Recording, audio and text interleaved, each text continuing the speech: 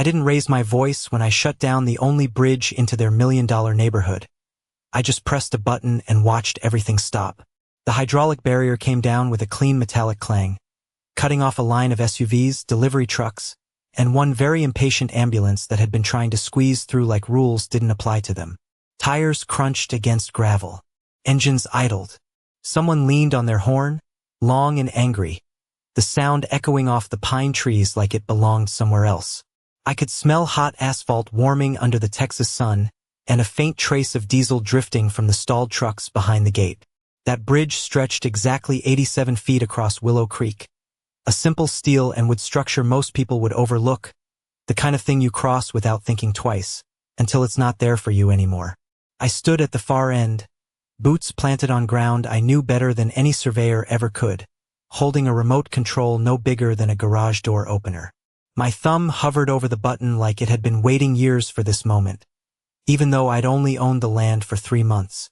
3 months ago, this was just a line item on a contract, 2,400 acres of undeveloped land sitting just outside the boundary of Willow Creek Estates, a pristine HOA community where every mailbox matched and every lawn looked like it had been trimmed with surgical precision. I didn't buy it for the views, even though the rolling hills stretched out like something off a postcard. I didn't buy it for the quiet, though the silence out here could settle into your bones in the best way possible. I bought it because land tells stories if you know how to read them, and I've spent most of my life learning exactly how to do that. My name is Ethan Cole, and before I ever signed a deed or walked this property, I spent 10 years working infrastructure projects that taught me one simple truth: whoever controls access controls everything. Back then it was water systems, floodgates, roads that determined which towns thrived and which ones dried up. Out here it was a single bridge that nobody thought about. Nobody except me. The first time I drove past Willow Creek Estates, I noticed it immediately. You could tell a lot from the layout. Hundreds of homes tucked neatly behind manicured entrances, security cameras mounted like silent watchers, and one narrow road leading in and out like the neck of a bottle. That road crossed Willow Creek at exactly one point. No secondary access, no alternate routes, just that bridge. I remember slowing my truck as I crossed it, feeling the slight vibration under the tires, hearing the faint creak of metal under load. It wasn't old, but it wasn't new either. Solid, dependable, and completely overlooked. Most people see neighborhoods. I see pressure points. At the time, I didn't know the HOA president's name. I hadn't met Victoria Hale yet, but I'd already seen her kind before, the type that treats a subdivision like a personal kingdom, where rules aren't just guidelines, they're weapons. The kind of person who smiles while reminding you exactly where you don't belong. I didn't think much of it then.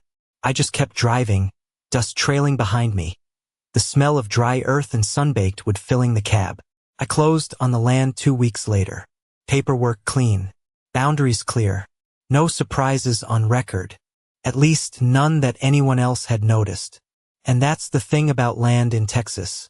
What's written down matters, but what's forgotten matters even more. I learned that the quiet way, digging through county records in a building that smelled like old paper and stale coffee, flipping through documents older than most of the houses in that neighborhood. Deeds, easements, survey maps with faded ink and handwritten notes in the margins. That's where I found it.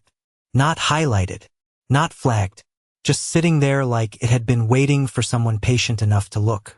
The bridge wasn't part of the HOA. It never had been. It sat squarely on a parcel that had been bundled, resold, and eventually rolled into the acreage I now owned. Same legal description, same coordinates, same ground I was standing on right now. I remember the exact moment it clicked, the metallic taste of adrenaline, the quiet realization that every single family behind me, every house, every perfectly trimmed lawn depended on a structure they didn't own. And they had no idea. I didn't rush. I didn't call anyone. I didn't make a scene. I just filed the paperwork, confirmed the survey, and waited. Because power doesn't come from shouting. It comes from timing. And this morning, with the barrier locked in place and the entire HOA trapped on the wrong side of a bridge they thought was theirs, I finally decided it was time to remind them exactly whose land they'd been crossing every single day. The horns kept blaring for a full 30 seconds before the first driver realized nothing was moving. Not today. Not without my say. A white SUV rolled forward until its front bumper nearly kissed the steel barrier, then stopped, engine idling like it expected the gate to magically lift out of respect for the price tag attached to the vehicle. I could hear voices now, muffled through tinted windows, confused at first, then irritated, then sharp. The air shifted. You can always tell when control changes hands. It gets quieter in a strange way, like the noise turns inward. I slipped the remote into my pocket and stepped a little closer to the center of the bridge, boots scraping lightly against the wood planks. The grain felt solid under my weight, every board familiar already, every bolt accounted for. I had walked this span more times in the past month than most of those people had in their entire lives. To them, it was just a crossing. To me, it was leverage. 3 months earlier, when I first moved out here, mornings started differently. No horns. No engines. Just the low hum of wind pushing through the trees and the faint trickle of Willow Creek beneath the bridge. The kind of quiet that makes you aware of your own breathing. I set up a small temporary cabin on the north side of the property. Nothing fancy, just enough to work out of while I mapped the land properly. Coffee tasted better out here. Strong, a little bitter, with that clean aftertaste you only get when there is no traffic, no sirens, no constant background noise. The first week, nobody from the neighborhood said a word to me. They drove past on their way in and out, eyes forward, hands on the wheel, like I was just another piece of scenery. That changed the moment I brought in equipment. A flatbed truck, a compact excavator, survey stakes marking out lines that had been ignored for decades. That is when curiosity turns into concern. And concern, in places like this, turns into confrontation. I remember the first time she showed up. Victoria Hale did not walk onto my land like a visitor. She walked like she already owned the conversation. Perfect posture, controlled steps, sunglasses that reflected everything except what she was thinking. Even from a distance, you could tell she was used to being listened to. The faint scent of expensive perfume carried just enough to cut through the smell of cut grass and warm dirt. She stopped about 10 feet from where I was working, just outside the line I had marked with bright orange flags. That detail mattered. She knew exactly where the boundary was. "You must be the new owner," she said, voice smooth, practiced, the kind that sounds polite until you listen closely. I wiped my hands on a rag and nodded once. Ethan Cole. She did not offer a handshake. Victoria Hale, president of Willow Creek Estates Homeowners Association. She let the title sit there for a second like it should mean something to me. I looked past her, back toward the road, where a steady stream of residents continued to cross the bridge without slowing down, without noticing either of us. "That is a nice neighborhood," I said. "It is a managed community," she corrected. Slight emphasis on the word managed. There it was. Not a description. A warning. She glanced at the equipment, then at the survey markers, her expression tightening just enough to register disapproval. "We have very strict standards about what happens near our boundary lines. Construction noise, visual disruption, environmental impact. Our residents expect a certain level of consistency." I could hear the excavator engine ticking as it cooled, the metallic ping carrying between us. "Good thing I am not part of your community," I said. Simple. Direct. Her smile did not disappear, but it changed. Less friendly. More calculated. "You may not be inside the association," she said. "But proximity has consequences. Access roads, shared infrastructure, easements. These things tend to become complicated." The way she said complicated made it sound expensive. I nodded slowly, like I was considering it. I like to keep things simple. Her eyes flicked, just for a second, toward the bridge behind her. It was quick. Most people would have missed it. I did not. That was the first time I knew she understood exactly how important that crossing was, even if she did not yet realize who owned it.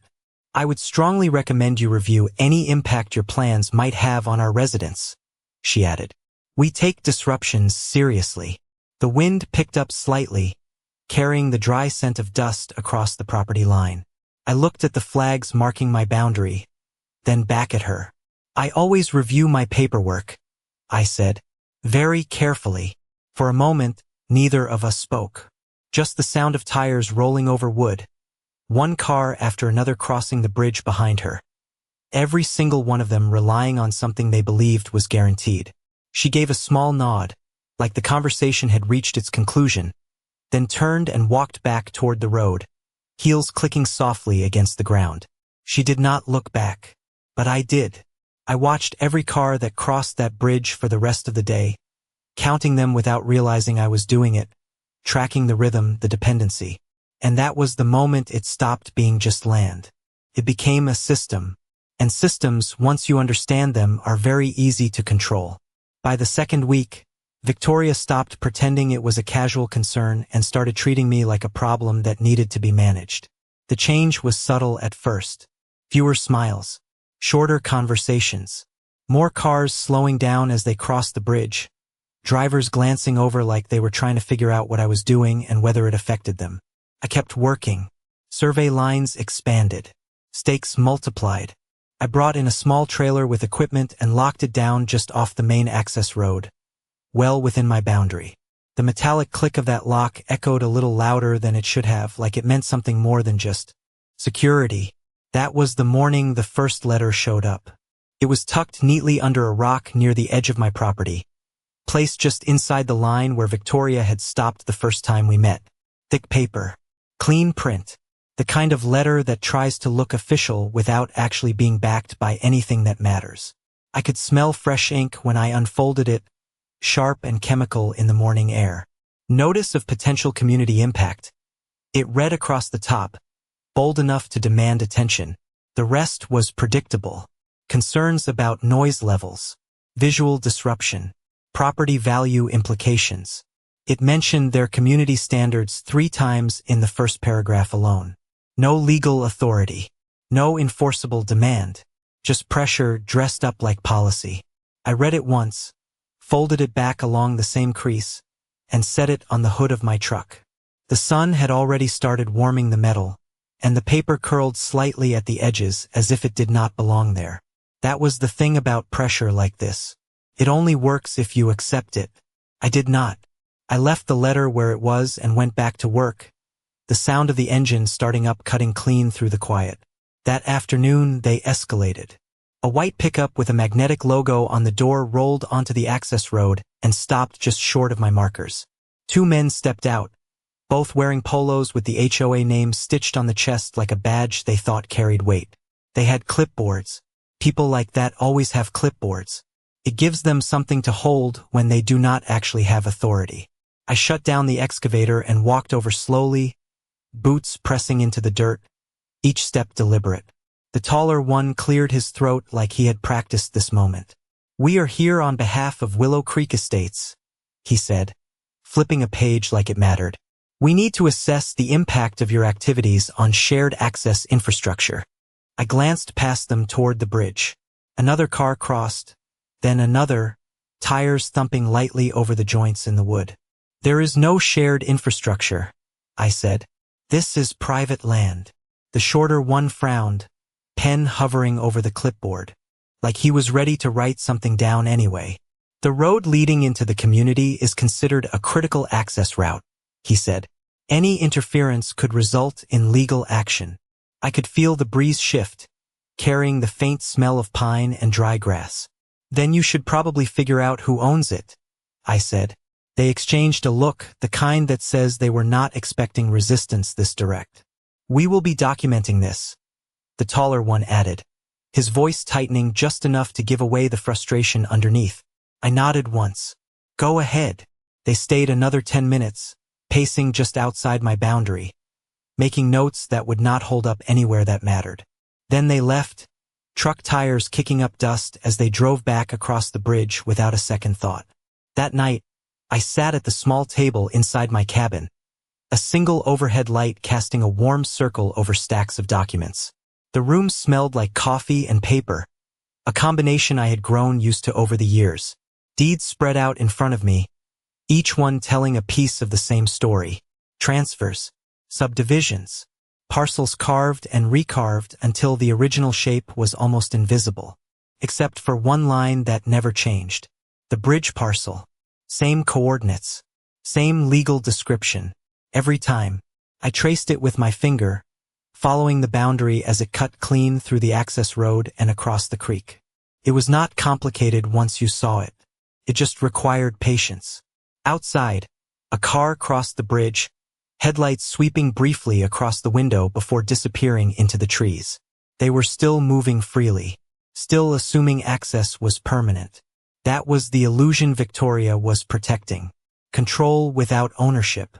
Authority without foundation. I leaned back in the chair, the wood creaking softly under my weight, and took a slow sip of coffee that had already gone cold. Timing mattered more than anything.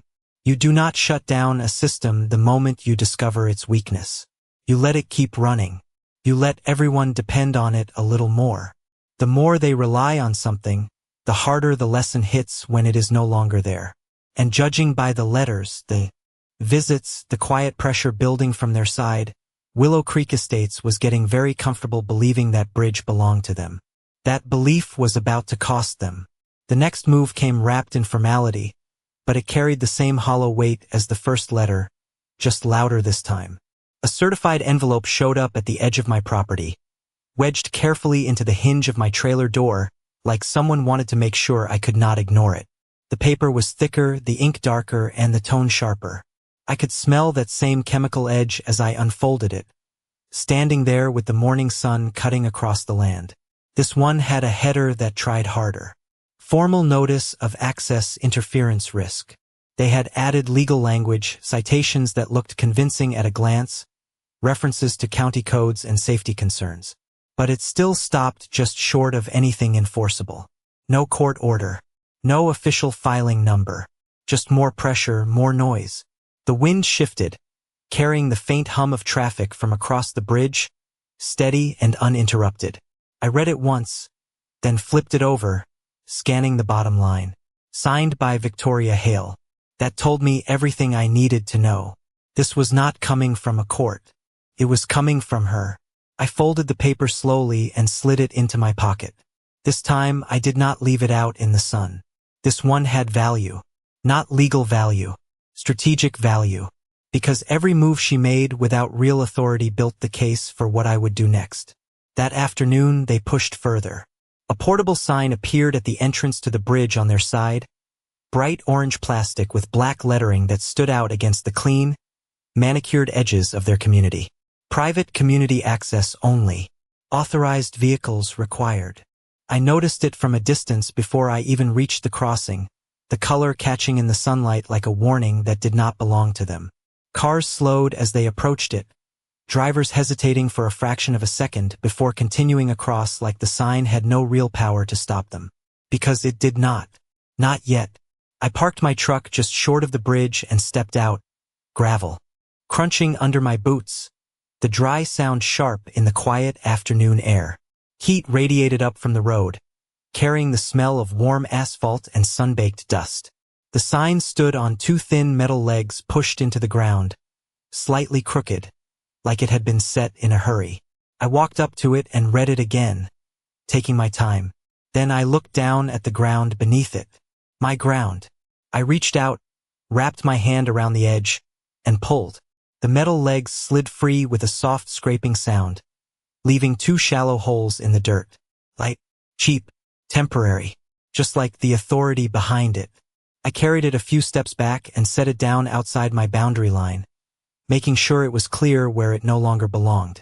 The next car that came through did not slow down at all. No hesitation, no confusion, just the steady rhythm of someone who assumes access is permanent. That assumption was still intact. For now. The reaction came faster than I expected. By early evening, Victoria was back. This time she did not stop at the line. She stepped directly onto my side, heels pressing into the dirt like she was making a point with every step. The faint scent of her perfume hit the air before her voice did, sharp against the natural smells of grass and wood. You removed HOA property, she said, not a question. A statement. I stayed where I was, leaning lightly against the side of my truck, arms relaxed. It was on my land, I said. Her jaw tightened, just enough to break the smooth control she usually carried. That sign was placed to regulate access to our community, she said, for safety and liability reasons. I nodded slowly, like I was following her logic. Then you should place it on land you actually control.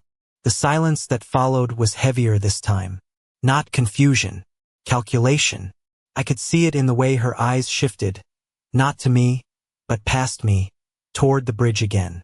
Always the bridge. You are interfering with established access, she said, choosing her words more carefully now. That road has been used by our residents for years. The breeze picked up slightly, rustling through the trees, carrying the low rumble of another vehicle crossing behind her. Use does not equal ownership, I said. She held my gaze for a long second, the kind of look that tries to reassert control without raising its voice.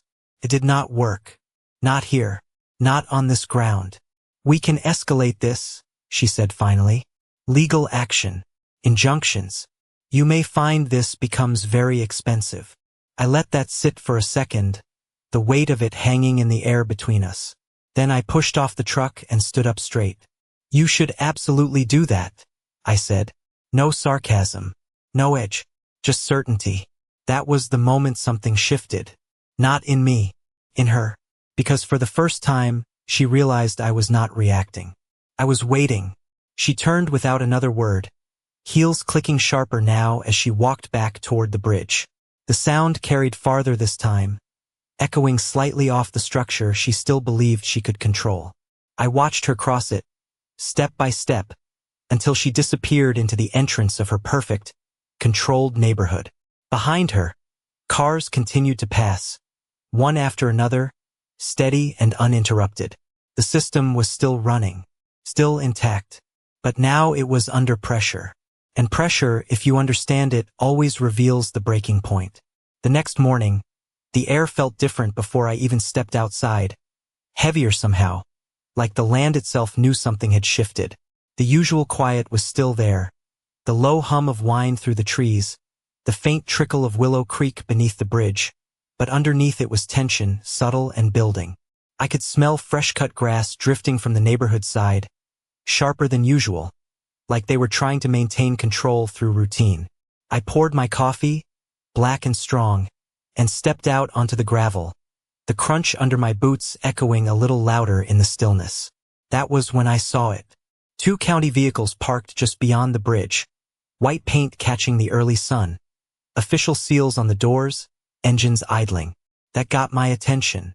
Not because I was concerned, but because it meant Victoria had finally decided to escalate beyond letters and signs. She had gone looking for authority. I took a slow sip of coffee and walked toward the bridge, each step measured, steady. The wooden planks felt familiar beneath my feet, solid, grounded, exactly where they had always been. The difference was not the structure. It was the people standing on the other side. 2 men stepped forward as I approached, both wearing county badges clipped to their belts, both carrying that same neutral expression you see on people who expect compliance before they even speak. One of them adjusted his hat, clearing his throat slightly. "Morning," he said, voice calm, practiced. "We received a complaint regarding potential obstruction of a public access route." I let that sit for a second, the words hanging in the air between us, mixing with the faint smell of diesel from their trucks. Public access route. Interesting choice. I nodded once, keeping my tone even. "You mind showing me the filing number on that complaint?" The second man shifted his weight, glancing briefly at his partner before looking back at me. That hesitation told me everything I needed to know. "We are here to assess the situation," he said, sidestepping the question. I took another sip of coffee, letting the silence stretch just long enough to make the point. "Assessment usually follows documentation," I said, "so I will ask again. Filing number." The first man exhaled slowly, reaching into a folder and pulling out a sheet of paper. He handed it across the small gap between us. I took it, the paper cool against my fingers, and scanned it quickly. It was exactly what I expected. A complaint submitted by the Willow Creek Estates Homeowners Association, citing concerns over access disruption, but with no official designation of the road as public infrastructure. No county ownership. No easement recorded under municipal control. Just assumptions written down like they carried weight. I handed it back. "This is not a public road," I said. "Simple. Direct." The second man frowned slightly. "It has been used as primary access for the community for years," he said.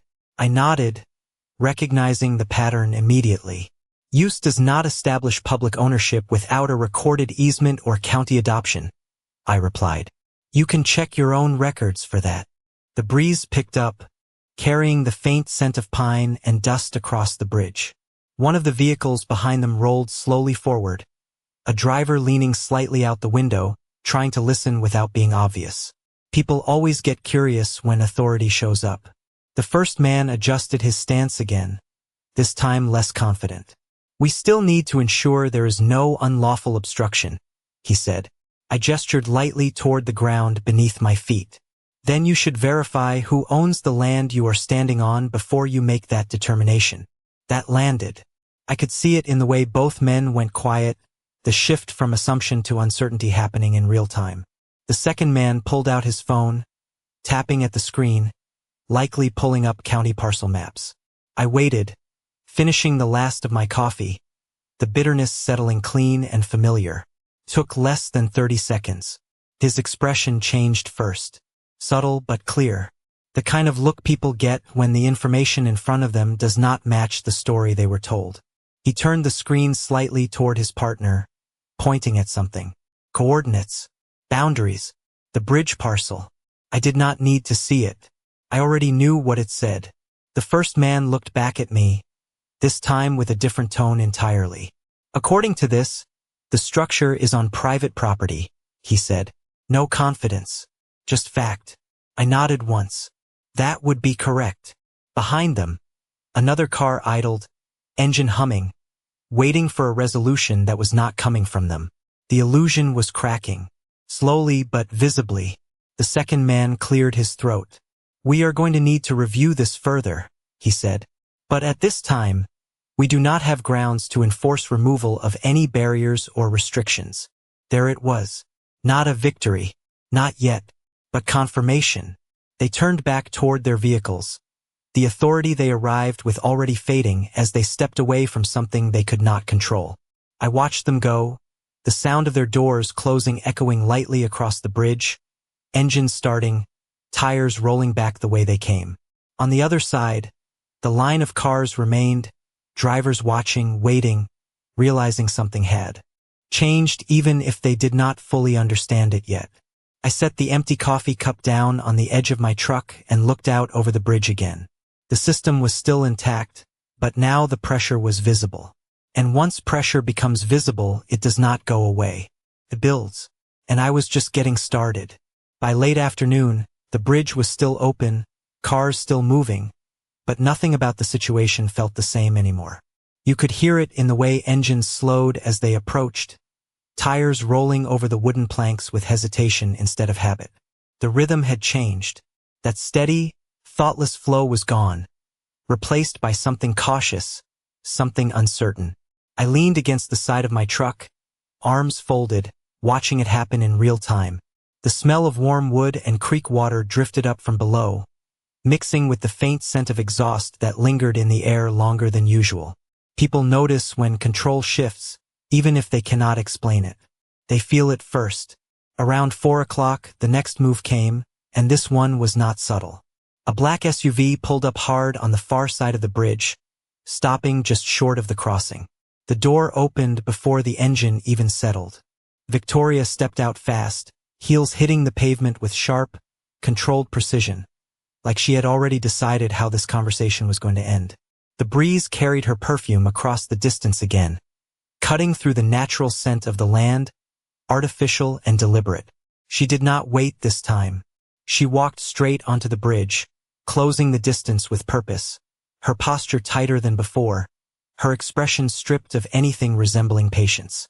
I pushed off the truck and met her halfway, the wood beneath us creaking faintly with each step, a reminder that this entire situation rested on something physical, something real, not just words.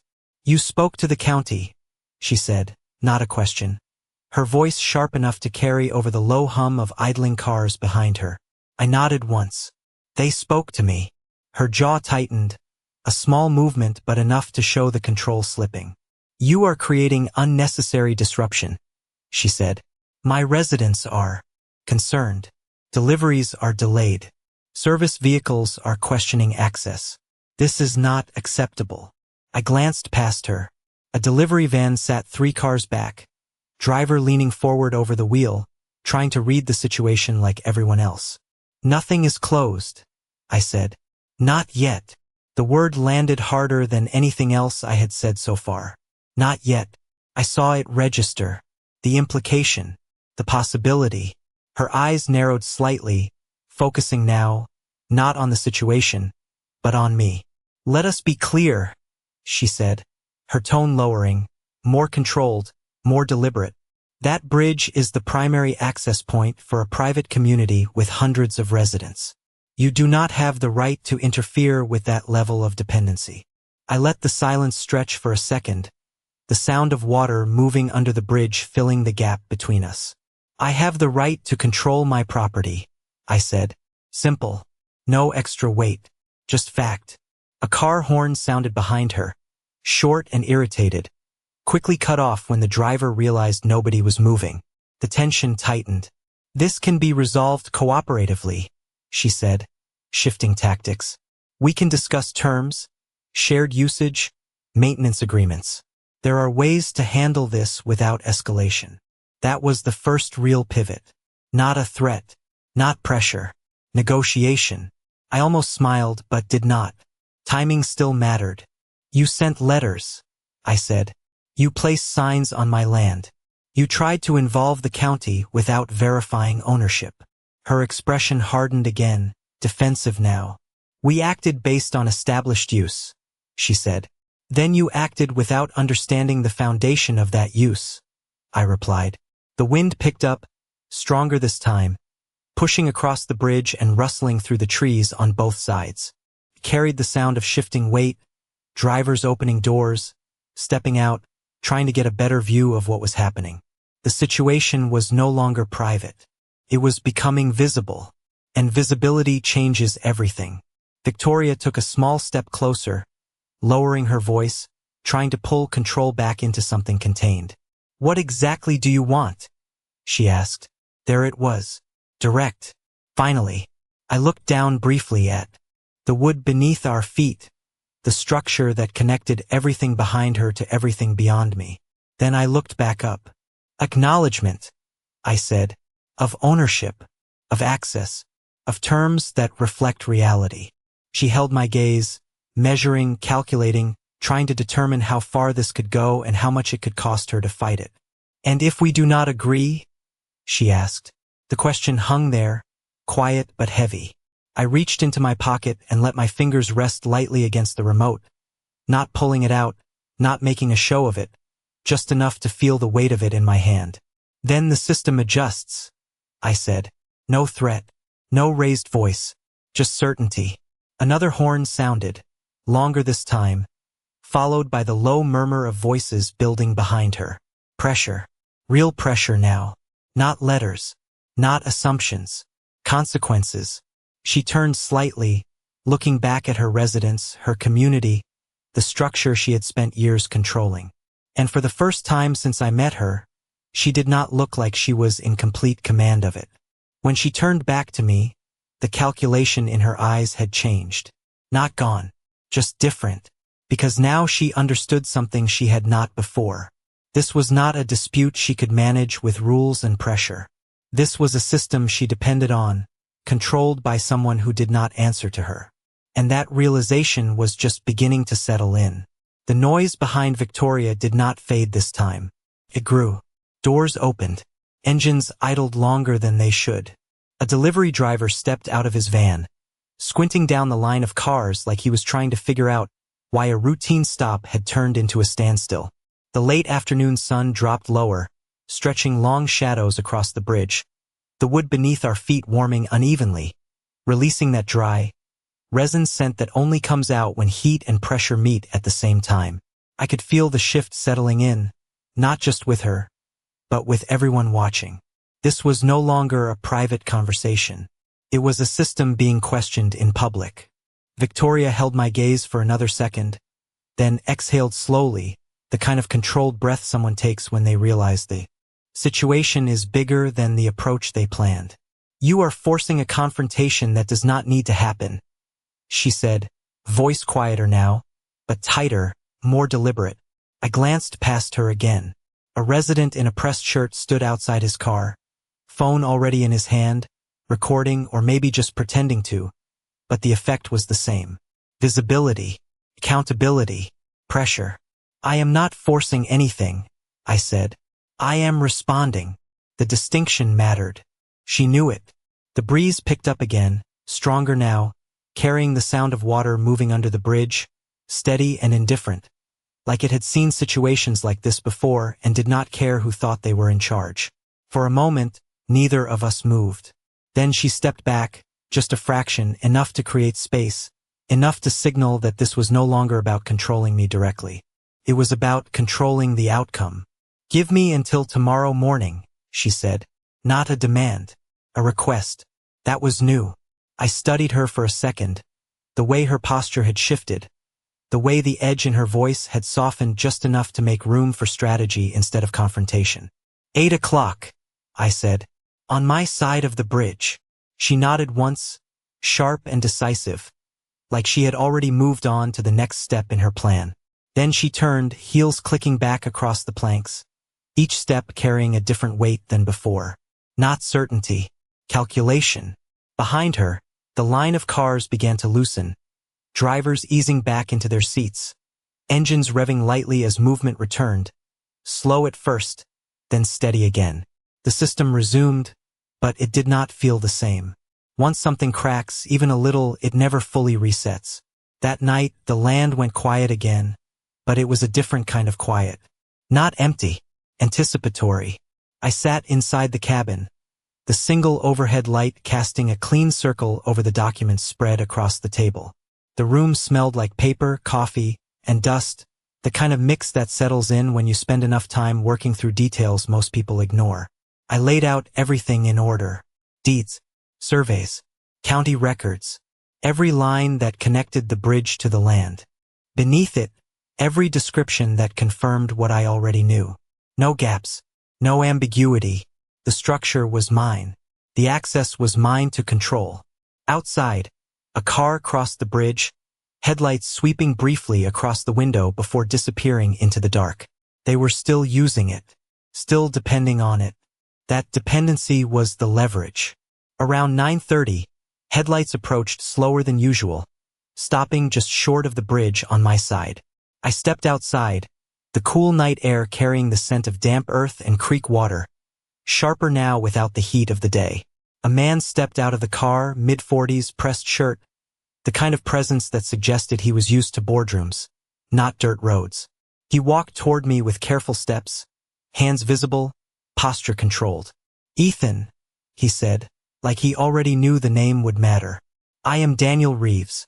I represent Willow Creek Estates in legal matters." There it was. Not the president. Not the enforcers. The next layer. I nodded once, keeping my stance relaxed. "You came out late," I said. He gave a small, tight smile. "Situations like this tend to move quickly once they are understood." The creek moved quietly beneath the bridge behind him, the sound steady, grounding. "Then you understand it," I said. He glanced back over his shoulder briefly, then returned his attention to me. "I understand that your ownership of the bridge is valid," he said, choosing each word carefully. "And I understand that any disruption to access would create significant complications for our community." I let that sit, the acknowledgement settling into the space between us. Not resistance, not denial, recognition. "Good," I said. He took a slow breath, the night air visible in the slight rise of his shoulders. "Victoria will be here in the morning," he added. "We would like to discuss a formal agreement." I nodded once. 8 o'clock, I said again. He held my gaze for a second longer, then turned back toward his car, the sound of the door closing echoing softly across the bridge. As his headlights disappeared down the road, the quiet returned, deeper now, more settled. I stood there for a moment, looking out over the bridge, the structure that had gone from invisible to undeniable in less than a day. Tomorrow was not about proving ownership. That part was already done. Tomorrow was about terms. And terms, if you set them right, last longer than any argument ever could. The next morning, the light came in low and clean, cutting across the bridge in long strips of gold that made every bolt, every plank stand out like it was part of something deliberate, something designed. The air was cooler than the day before, carrying the faint smell of damp wood and creek water, steady and grounding. I was already outside when the first vehicle appeared, a black SUV rolling slower than usual, tires pressing carefully over the planks like even the road itself had become something to respect. It stopped just short of the midpoint. The engine idled low, controlled. The driver's side door opened, and Daniel Reeves stepped out first, straightening his jacket with a quick, practiced motion. Victoria followed a second later, stepping onto the bridge with the same precision as before, but without the sharp edge in her posture. There was still control there, but now it was measured, contained. Negotiation mode. I stayed where I was, near my side of the bridge, hands relaxed at my sides, boots planted on ground that did not move for anyone. The sound of water beneath us filled the space between us again. Steady, indifferent, like it had no interest in who won. Daniel approached first, stopping a few feet away, close enough to talk without raising his voice, far enough to keep it formal. "Good morning, Ethan," he said. His tone was neutral, balanced, the kind that comes from someone who has already adjusted his expectations overnight. I nodded once. "You are on time." Victoria stepped forward slightly, positioning herself just behind his shoulder, not leading this time but not stepping back either. Her eyes moved briefly across the bridge, then back to me, taking in everything with a different kind of focus. Not judgment, assessment. Daniel opened a slim folder, the faint rustle of paper cutting through the quiet. "We have reviewed the records in full," he said. "There is no dispute regarding ownership of the bridge or the underlying parcel." He did not rush the words. He let them land clean. Acknowledgement. That was the first step. I did not respond. I just waited. Silence has weight when you let it. He continued, shifting slightly to angle the folder toward me without handing it over. "Given the dependency of Willow Creek Estates on this access point, we would like to propose a formal easement agreement," he said. "Defined access rights, shared maintenance responsibilities, and compensation structured in a way that reflects long-term usage." The breeze picked up lightly, brushing across the surface of the creek, carrying a faint ripple sound that echoed under the bridge. Victoria stepped forward now, just enough to stand beside him instead of behind him. "This is the most efficient path forward," she added, her voice controlled, quieter than before, but steady. "It protects both parties and ensures continuity for our residents." I looked at her for a moment, then back at Daniel, then down at the bridge beneath us.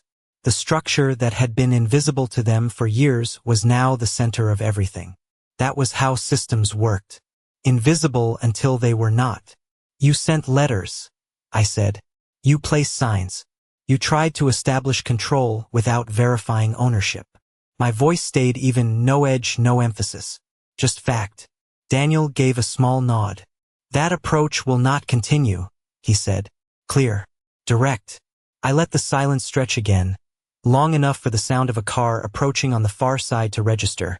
Slowing as it reached the edge of the bridge, driver watching, waiting, understanding that something important was happening. "Access is not automatic," I said finally.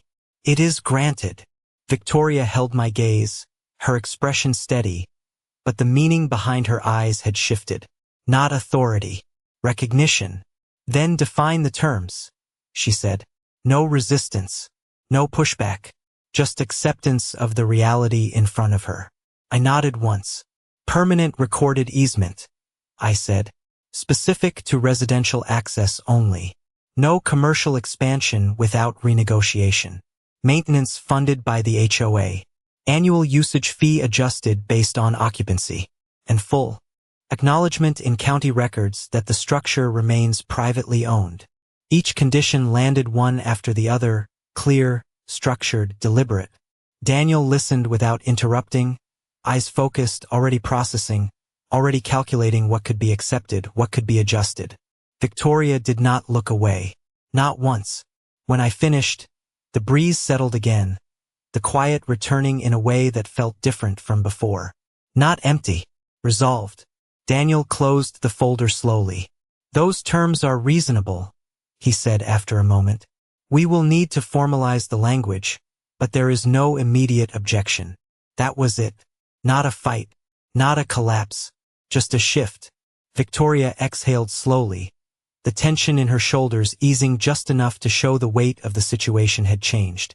We will proceed, she said. No title. No authority in the tone. Just agreement.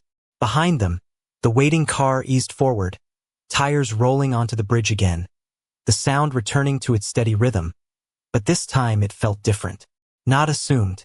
Earned. I stepped slightly to the side, giving them space to cross, not as something they controlled, but as something they now understood.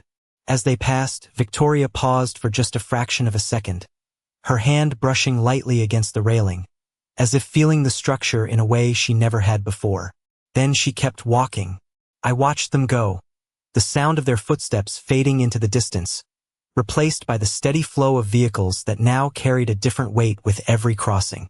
The system was still running, but now it ran on terms that actually matched reality. The paperwork took exactly 9 days to finalize, and every one of those days felt quieter than the last, like the land itself had settled into something more stable, something defined. By the time the documents came back stamped and recorded, the morning air carried that same clean scent of damp wood and creek water, but now there was something else underneath it, something sharper, more deliberate. Ownership recognized. Terms established. No more assumptions floating in the space between what people believed and what actually existed. I stood at the edge of the bridge, holding a copy of the recorded easement, the paper firm in my hands, the ink still carrying that faint chemical smell that always follows something official. Across the top, clear and unambiguous, it outlined everything. Private ownership retained. Residential access granted under defined conditions. Maintenance responsibility transferred. Annual compensation locked into a structure that would adjust with the growth of the community. Every line did exactly what it was supposed to do. It matched reality. The first car of the morning rolled across the bridge just as I folded the document and slipped it into my jacket. Tires pressed against the wood with that same familiar rhythm, but there was a difference now. Subtle but real. The driver slowed slightly as he passed me, not out of confusion, but out of awareness. A small nod. Acknowledgement. It did not last long, just a second, but it said everything. People understand when systems change, even if they never read the documents that define them. They feel it in the way they move through space. By mid-morning, the flow had returned to what it used to be on the surface. Cars in, cars out, deliveries arriving on schedule, service vehicles crossing without hesitation. But the behavior was different. No more signs appeared on my land. No more letters showed up without authority behind them. The pressure that had once been directed outward had shifted inward, contained within a structure that now had to operate within actual limits. Around noon, Victoria's SUV approached again. Slower than before, controlled, deliberate. She stopped briefly at the far end of the bridge, just long enough to take in the space, then continued forward, crossing without interruption. When she reached my side, she pulled over, stepping out with that same precision, but without the sharp edge that used to follow her everywhere. The breeze carried the faint scent of her perfume again, but it no longer felt like it was cutting through the environment. It just existed within it. The agreement has been distributed to all residents, she said, her voice even, steady. They understand the terms. I nodded once. Good. She glanced down at the bridge beneath us, her hand resting lightly on the railing again, fingers tracing the wood like she was seeing it for the first time in its actual context. You could have closed it, she said after a moment. Not an accusation. Not a complaint. Just a statement. I let the sound of the creek fill the space between us for a second before answering. That would have been temporary, I said. This lasts. She looked at me then. Really looked. Like she was recalibrating something she thought she understood before. You waited, she said. You let it build. I did not respond. I did not need to. The answer was already there in everything that had happened. She exhaled slowly, the tension that used to sit in her shoulders gone now, replaced with something quieter, something closer to acceptance. We will honor the terms, she said. Long term. I nodded once. That is the point. A car passed behind her, tires rolling steady, uninterrupted, the system moving exactly the way it was supposed to now. Defined, balanced, real. She gave a small nod in return, then turned back toward her vehicle, stepping away without another word. No heels clicking sharp against the wood this time. Just the soft, steady sound of someone moving through a space they finally understood. I watched her drive away, the SUV disappearing into the entrance of Willow Creek Estates, the neighborhood still clean, still controlled, but now operating within boundaries it did not set. The bridge remained where it had always been, stretching across the creek, connecting two pieces of land that were never equal in ownership, only in assumption. I stayed there for a while, listening to the steady rhythm of tires crossing, the low hum of engines, the quiet movement of water beneath it all. Systems do not need noise to function. They need structure. They need clarity. And most of all, they need someone who understands where the real control lies. I reached into my pocket, feeling the weight of the remote again. Still there, still ready, not as a threat, but as a reminder. Not everything needs to be used to be powerful. Some things just need to exist. The sun climbed higher, light spreading. Across the bridge, turning the wood a warmer shade, highlighting every line, every connection, every point where pressure could be applied if needed. I took